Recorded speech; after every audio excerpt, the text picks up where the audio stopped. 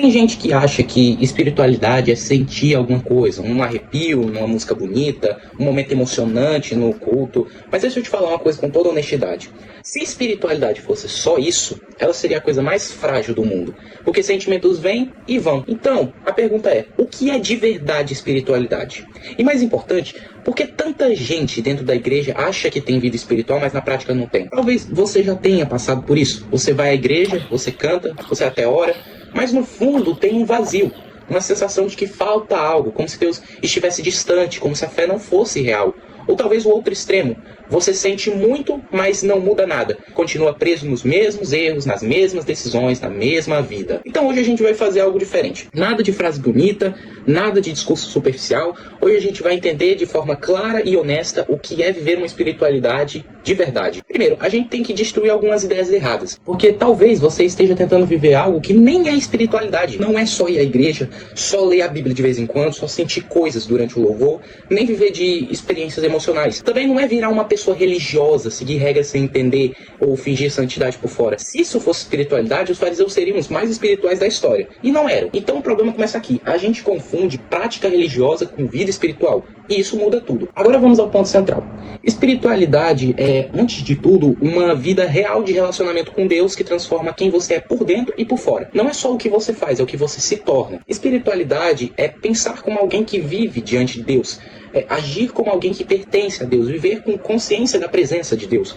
Não é um momento, é um estado de vida. Aqui está o erro que destrói a maioria das pessoas. Elas tratam Deus como um evento, não como uma presença. Deus vira um culto de um dia da semana, o momento da oração, a música que emociona, mas fora isso, vida normal, como se Deus não estivesse ali. Mas a espiritualidade cristã começa quando você entende que Deus não aparece em momentos. Ele está presente o tempo todo. Isso muda completamente a forma de viver. Agora vem algo que pode incomodar um pouco. Você não precisa sentir Deus para estar com Deus. Sim, sentimentos fazem parte, mas eles não são a base. Se a sua fé depende do que você sente, ela vai quebrar. Porque vai ter dias em que você não vai sentir nada, não vai ter vontade ou não vai perceber Deus. E mesmo assim ele continua ali.